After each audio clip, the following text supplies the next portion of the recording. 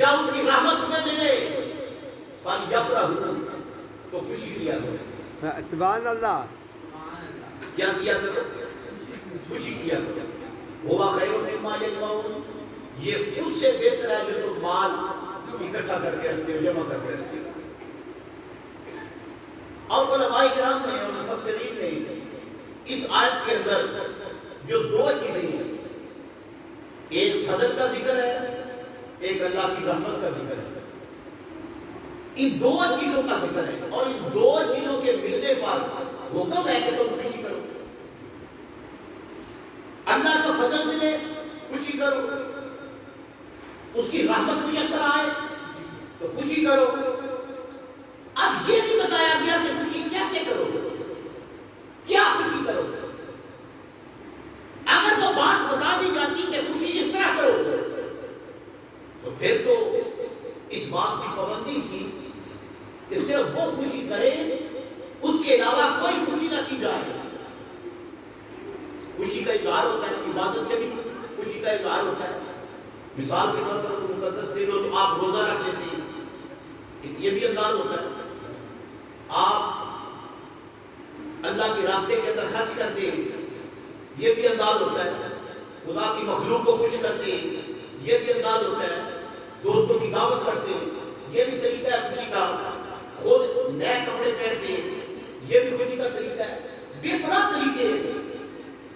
اگر ایک چیز کا ذکر کر دیا جاتا تو پھر تو خوشی جو ہے وہ ایک طریقے سے کی جاتی ہے. اگر دو طریقوں کا ذکر کیا جاتا تو صرف دو طریقے منتخب کر دیے جاتے. تین طریقوں کا قانون بن جاتا. 4 یا 5 کا بیان ہوتا تو ان کے باہر اگر تو خوشی کرتا تو وہ خلاف شریعت کہلاتا. لیکن پروردگار نے یہاں پر پابندی نہیں لگائی. فرمایا کل محبوب آپ ارشاد فرما دیں. سبحان اللہ. آپ ارشاد فرما دیں، آپ اعلان فرما دیں کہ فضل اللہ و برحمتہ، کہ اللہ کا فضل اور اس کی رحمت جب تمہیں میسر آ جائے فَبِذَلِكَ فَلْيَفْرَحُوا تو تم اس کے میسر آنے پر خوشی کیا کرو، خوشی منایا کرو، فرحت کیا کرو. اب جب رب تعالیٰ نے پابندی کوئی لگائی اور یہ عام اعلان کیا کہ خوشی کرو اور خوشی مناؤ اور خوش ہو جاؤ اور خوش کرو اور خوشی کا ماحول اور خوشی کا سبب پیدا کرو، تو جتنے لوازمات، جتنے انداز، جتنی کیفیات، جتنے طریقے ہیں خوشی منانے کے، ان میں سے کوئی طریقہ نہیں اگر اپنایا جائے، لیکن شرط یہ ہے کہ حضور کی شریعت کے مخالف نہ ہو، اللہ کی مرضی اور رضا کے مخالف نہ ہو، اس کے دین اور شریعت کے مخالف نہ ہو. کوئی بھی طریقہ اختیار کیا جائے تو اس کی اجازت ہے، بلکہ اس اللہ تعالیٰ کی طرف سے اس انداز سے کرنے کا حکم ہے اگر اللہ نے توفیق عطا فرمائی. اب میں آپ سے پوچھتا ہوں، قرآن پاک کے احکامات کا ذکر ہے، آکام ہے. اقیمو یا نا اقیم الصلاۃ، اقیمو لفظ اس کا مطلب ہے قائم کرو نماز کو، وآتو ادا کرو زکات کو. جس انداز کے ساتھ اقیمو نماز فرض ہوتی ہے، جس انداز کے ساتھ آتو زکات فرض ہوتی ہے، اسی طرح وہی الفاظ ہیں. اللہ فرماتا ہے فَلْيَفْرَحُوا، جس طرح نماز ضروری ہے، روزہ ضروری ہے، احکام ضروری ہے، میرا محبوب دنیا کے اندر تشریف لائے، میری رحمت ملے، میرا فضل ملے، فَلْيَفْرَحُوا تو بخل نہ کیا کرو، اسی طرح خوشی کیا کرو. سبحان اللہ. اسی طرح خوشی کیا کرو. معزز حاضرین، اللہ پاک نے اپنے پیارے محبوب صلی اللہ علیہ وسلم کو، اب میں نے عرض کیا کہ دو چیزوں کا ذکر ہے، ایک فضل کا، ایک رحمت کا. فضل ملے پھر بھی خوشی کرو، رحمت ملے پھر بھی خوشی کرو. اب میں آپ سے پوچھتا ہوں، کیا حضور فضل نہیں ہے اللہ کا؟ سبحان اللہ. یہ سیدھی سی بات ہے. قرآن پاک کی یہ عقیدے کو بتانے کے بعد بھائی تو پوچھتا ہے کہ 12 ربیع الاول کو خوشی کیوں کرتی ہو، جشن کیوں مناتی ہو، جھڑیاں کیوں لگاتی ہو، رابطے کیوں بناتی ہو، خرچ کیوں کرتی ہو، دیگیں کیوں پکاتی ہو، یہ سارے کا سارا جو سبب بناتی ہو کیوں کرتی ہو، اتنا خرچہ کیوں کرتی ہو، کیوں کرتی ہو؟ آپ کہتے ہیں قرآن میں لکھا ہے، قرآن میں اللہ پاک کا ارشاد ہے کل بفضل اللہ وبرحمتہ فبذلک فلیفرحوا۔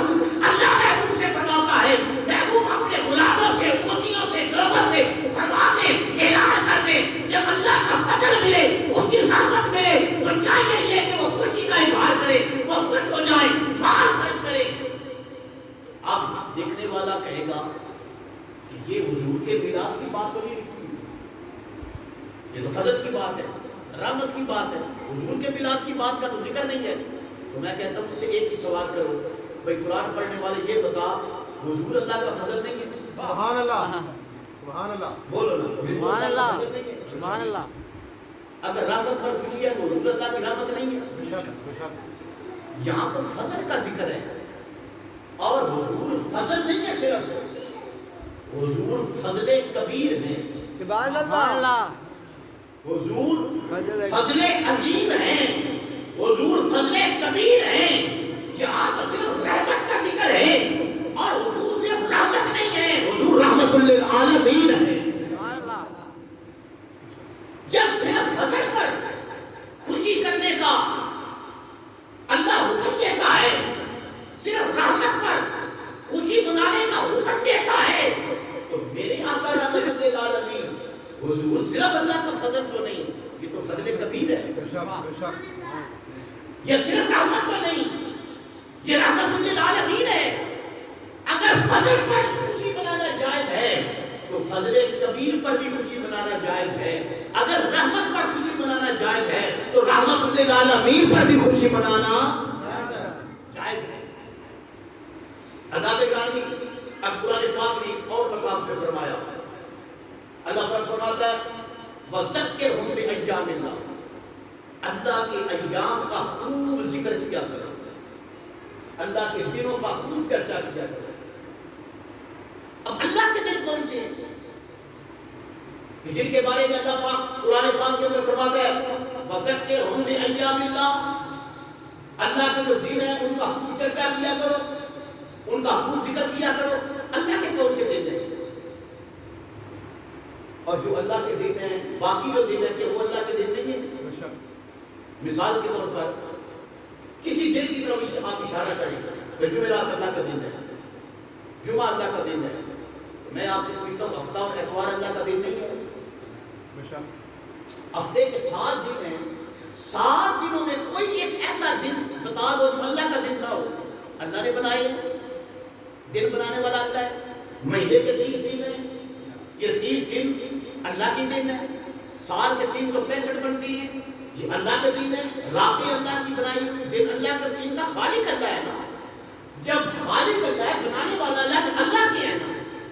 لیکن یہاں پر جو تاکید کی گئی وَذَكِّرْهُمْ بِأَيَّامِ اللَّهِ، اللہ کے دنوں کو خوب بناؤ، ان کا چرچا کرو، ان کا ذکر کرو، ان کی دھوم مچاؤ دنیا کے اندر، ان کا کثرت کے ساتھ ذکر کیا کرو۔ تو وہ دن کون سے؟ آؤ یہاں پر مفسرین نے اس کی تشریح کی ہے۔ حضرت عبداللہ ابن عباس رضی اللہ تعالیٰ عنہ، حضرت ابی بن کعب، حضرت مجاہد، حضرت قتادہ، یہ وہ ہیں جو اصحاب رسول میں اور تابعین میں مفسر قرآن ہیں، یہ آج کے مفسر نہیں ہیں۔ وہ بیان فرماتے ہیں کہ جن ایام کو منانے کا اللہ نے حکم دیا ہے، ایام اللہ جن کو کہا گیا ہے، یہ وہ دن ہیں جن دنوں کے اندر اللہ تعالیٰ بندوں پر انعام فرماتا ہے۔ جس دن اللہ تعالیٰ نے بندوں پر کوئی انعام کیا وہ دن کیا ہے؟ ایام اللہ کا دن ہے۔ یعنی اس کی خاصیت یہ ہوتی ہے اس کا تعلق کسی انعام کے ساتھ ہوتا ہے، کسی نعمت کے ساتھ ہوتا ہے، اللہ تعالیٰ کی طرف سے کسی مہربانی پر ہوتا ہے۔ اللہ تعالیٰ نے کسی دن مہربانی کی ہو، رحمت کی ہو، برکت کی ہو، تو اس وجہ سے وہ اللہ کا دن کہلاتا ہے۔ تو کہا یہاں پر جو صدقے عمر ایام اللہ فرمایا جا رہا ہے اس سے مراد یہ ہے کہ جن دنوں اللہ تعالیٰ اپنی مخلوق پر انعام کر رہا ہے ان دنوں کی دھوم مچایا کرو، ان دنوں کا ذکر کیا کرو۔ میں کہتا ہوں اگر اللہ کی رحمت کسی دن ہو، کسی دن اللہ کا فضل ہو، کسی دن اللہ کی نوازش ہو، کسی دن اللہ کی بخشش ہو، کسی دن اللہ کی عطا ہو، وہ دن اللہ کا دن کہلاتا ہے۔ تو ساری نوازشوں کی نوازش، ساری رحمتوں کی سرداری، سارے فضلوں میں سے عظیم فضل اور ساری رحمتوں کی یہ رحمت للعالمین ذات، وہ تو میرے آقا محمد رسول اللہ کی ذات ہے۔ اگر آمین آپ پہ دینا بنانا جائز ہے تو جیسے دن ساری کائنات کا سردار، ساری کائنات کا سرور، نبیوں کا سلطان اور کائنات کا وارث اور سرکار کا مولا دنیا کے اندر تشریف لایا، وہ دن اللہ کے انعام کا سبحان اللہ سبحان اللہ وہ دن بھی تو اللہ کے انعام کا ہے۔ سبحان اللہ۔ امام نصفی نے لکھا ہے تفسیر مدار کے اندر، آپ فرماتے ہیں کہ بِأَيَّامِ الْأَنْعَامِ ایسو ذَلَّ اللَّهُ عَلَيْهِمُ الْغَمَامَ وَأَنزَلَ عَلَيْهِمُ الْمَنَّ وَالسَّلْوَىٰ وَخَلَقَ لَهُمُ الْبَحْرَ۔ فرماتے ہیں کہ یہاں ایام اللہ کا ذکر ہے، وہ دن ہے جب اللہ تعالیٰ نے یہ جو آیت ہے وَذَكِّرُ بِأَيَّامِ اللَّهِ، اس کی روشنی میں فرماتے ہیں یہاں پر ایام اللہ وہ ہیں جن دنوں اللہ تعالیٰ نے بنی اسرائیل پر بادلوں کا سایہ کیا تھا۔ کیا کیا تھا؟ بادلوں کا سایہ کیا تھا۔ علیہم الغمامہ وانزل علیہم المن والسلویٰ، اور ان پر من و سلویٰ نازل کیا تھا۔ اور تیسری نعمت وخلق لهم البحر، اور ان کے لیے سمندر میں راستہ بنا دیا۔ یہ تین انعام ہوئے تھے۔ قوم دھوپ میں سڑ رہی تھی، بنی اسرائیل کے لیے اللہ نے بادلوں کا سایہ کر دیا۔ اللہ نے کہا جس دن بادلوں کا سایہ کیا نا یہ دن ایام اللہ ہے، یہ ایام اللہ میں سے ہے۔ جس دن اللہ تعالیٰ نے ان کے لیے پکا پکایا کھانا دسترخوان کی صورت میں نازل کیا تو میں وہ دن ایام اللہ ہے۔ اور جس دن پیچھے دشمن تھا، آگے دریا تھا، پانی تھا، تو قوم نے نبی سے التجا کی۔ اللہ نے فرمایا اے موسیٰ اس سمندر کے اندر اپنا عصا مارو، عصا کے ذریعے پانی پھٹ گیا، ان کی نجات کے لیے راستہ نکل گیا اور وہ کنارے تک پہنچ گئے۔ فرمایا جس دن پانی میں راستہ اللہ تعالیٰ نے بنایا تھا وہ دن تمہاری نجات اور دشمن سے آزادی کا دن تھا، وہ دن ایام اللہ ہے۔ اب میں آپ سے پوچھتا ہوں بنی اسرائیل پر بادلوں کا سایہ جس دن ہوا وہ اللہ کا دن بن گیا، جس دن ان کے لیے نجات کے لیے سمندر میں سے راستہ بن گیا وہ ایام اللہ بن گیا، اور جس دن ان کے لیے پکا پکایا آسمانوں سے دسترخوان نازل ہوا وہ دن ایام اللہ بن گیا۔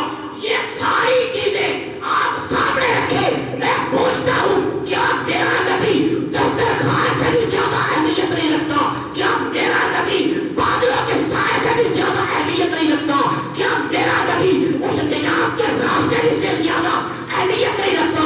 وہ میرے آقا ہے، ان کے لیے نجات کا ایک راستہ نکلا، میرے آقا ہے، اللہ نے اپنی نجات کے سائے دروازے کھول دیے۔ سبحان اللہ سبحان اللہ۔